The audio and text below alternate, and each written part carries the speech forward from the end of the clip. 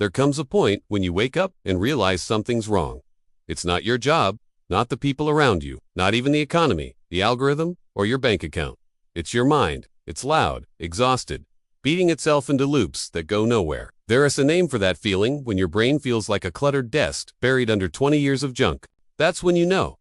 You need to reset your brain. The truth is, your brain was never built for modern life. It evolved for fight or flight, for tribal safety, for 20 close relationships, and maybe 100 faces. Now it's processing 10,000 ads a day, 200 dopamine hits an hour, and trying to predict the next global crisis between breakfast and doom scrolling. No wonder, it's fried. But the beautiful part is this. Your brain is plastic.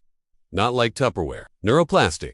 It can change. And if you give it the right inputs, it can reset itself. But first, you've got to stop feeding it poison. Every single day, you're letting in noise. Doom headlines, unreal expectations, the highlight reels of people you'll never meet. You scroll, thinking you're relaxing, but your brain's running full speed trying to compare, compete, survive, and you feel tired. But it's not rest.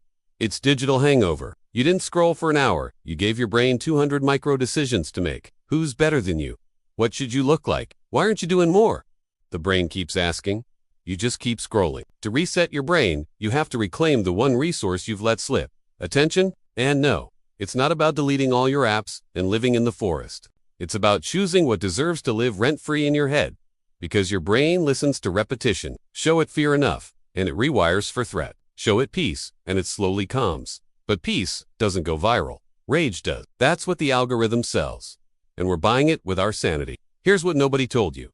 Mental clutter is not just stress. It's unfinished cycles, unprocessed pain, emotional debts you never paid off. You're carrying grief you never named, rejection you never faced, beliefs you picked up when you were 7, still running your life at 30. And now, you're overthinking everything because your brain is trying to protect a version of you that no longer exists. That's what overthinking really is, your brain running simulations, trying to save a ghost. You can't outthink this mess. You can't read one more self-help thread and hope it magically rewires your nervous system. You have to feel it. You have to get quiet. Still, let the junk surface. Feel the guilt, the rage, the loneliness. Let it hit like a storm. You've spent years running. You can't reset a brain that's still sprinting. So stop, just stop, and listen. Now, let's talk biology. Your brain is not a computer. It's a prediction machine. And right now, it's predicting fear, failure, and exhaustion because that's what you've trained it to expect. If you want to change the output, you've got to change the inputs. That means boundaries. It means saying no to people, habits, and environments that keep dragging you back into the mud. You don't need to be more productive. You need to clear the interference. Start here. Wake up and don't touch your phone for 30 minutes. Your dopamine system resets in that quiet. Drink water. Move your body. Look outside. Sunlight literally tells your brain it's safe. Write down the 5 thoughts spinning in your head. Half of them won't even be real when you see them on paper. Do this for 1 week. You'll feel it. The static starts to quiet. That's not a miracle. That's physiology. And then the hard part. Forgiveness. You have to forgive the version of you who let it get this bad. The one who people pleased, who avoided conflict, who numbed out with junk content and junk food and junk love. That version of you was trying to survive. You can't hate yourself into a better life. You have to love yourself enough to create one. That means grace. That means starting ugly. That means being okay with 2 steps forward, 1 back, and 1 in the fetal position. Resetting your brain isn't glamorous. It's not a productivity hack. It's slow, daily, repetitive. It's showing your brain, moment by moment, that it's safe now, that it can stop bracing, that it can feel again. You're not just decluttering your thoughts. You're decluttering your nervous system, your soul. That's deep work. But it works. Start paying attention to your triggers, not to shame yourself, but to learn what situations make your brain spiral, who makes your heart rate spike, what patterns keep repeating in your life. These are not flaws.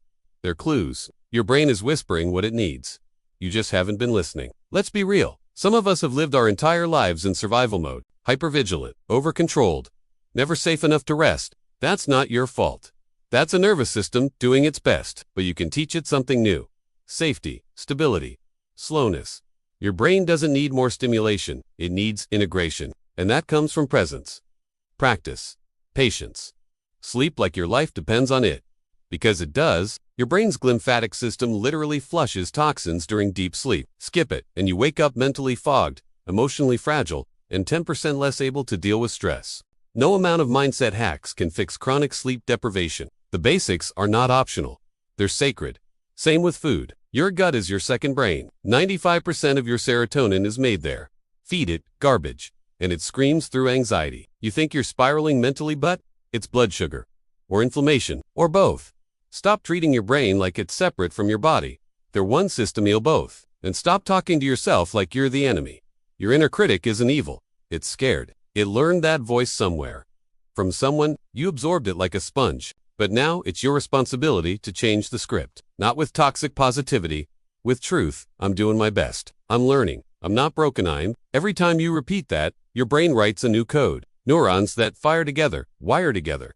So, fire some hope. Wire some compassion. Let's get uncomfortable for a second. What if your anxiety is actually grief? What if your overthinking is just you avoiding the pain of being misunderstood for too long? What if the noise in your brain isn't a problem but a message? What if your healing is hiding in the feelings you're afraid to feel? You can't numb selectively. If you shut down pain, you shut down joy. That's the cost of escape. You want to reset your brain? You need silence. Not silence like a retreat in the mountains. Silence, like sitting still long enough to hear what's beneath the mental noise. Maybe it's a memory, a truth you buried, a boundary you never set. Your mind has been screaming. You just got good at ignoring it. That stops now. Take a breath. In through the nose, out through the mouth. Do it again. That's not just mindfulness. That's biology. Every deep breath tells your vagus nerve, we are safe. And when your nervous system believes that, your brain finally stops bracing. That's when you start thinking clearly again. That's when the fog lifts. This isn't about becoming some superhuman, ultra-optimized Zen machine. It's about coming home to yourself, reclaiming your bandwidth. Protecting your peace like it's the most expensive thing you own, because it is. Your attention is the most valuable resource in the world. That's why billion-dollar companies are fighting for it. Don't just give it away. So what does it really mean to reset your brain? It means giving it a break. From the noise, from the pressure, from the chaos. It means relearning how to exist without performing. How to rest without guilt. How to be without explaining. It means feeling deeply, choosing wisely, and living slowly. It means doing the uncomfortable work of healing, so you can finally experience the comfort of being whole. No one is coming to save your mind. No app, no hack, no guru. It's you, showing up, moment by moment, choosing, again, breathing again, failing forward. That's how you get your power back. That's how you reset your brain. So start now, right here. This moment is a reset button. Put the phone down. Close your eyes. Take one breath like your life depends on it, because it does, and then do it again. And again, not for performance, not for progress, just for peace. Like and subscribe to Grey to Gold if this helped you find even 1% more stillness, because you don't need to fix your whole life tonight. You just need to quiet the noise long enough to remember you were never broken, just buried. And now it's time to come home.